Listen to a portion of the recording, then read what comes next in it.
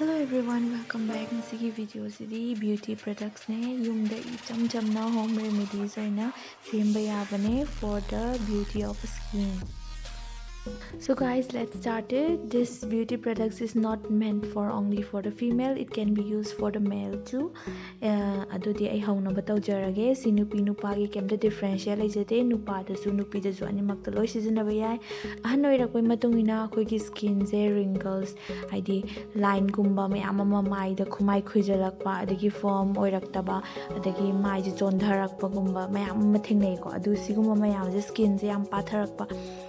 So many cases that we have seen siguma mayam se yam ure aduna akhoi sigi mayam je prevent taunaba yamna chamba method ne aina ngasi video je takchar dori se sigi video se yengma matamda dum kuramani fenugreek seeds haye sise mithi maru ne akoina icham cham chakhom de sudum phange ko sise adu sigi maru je nungdang ama ahing chupa tingbirani phajana chamthoba matungda tingaba matungda nongalaga akoina lokthok pirani sigi mithi maru je phajana magi ising da lokthok kram matungda phajana grind tawrani grind phajana piece to yamna kupa matungda akoina curd je sangom afamba je lawiraga ani je pulap mix tawra matungda phajana mix tawre haira kanda da akoina face pack oina maida taibigadoina maida khatang suna tengak ta ju apply tawga su kaide adu sije 2 times oina anirak sijinagadamne weekly aduga ising achamna tapthoba matungda sapon sujin sijinaba yade.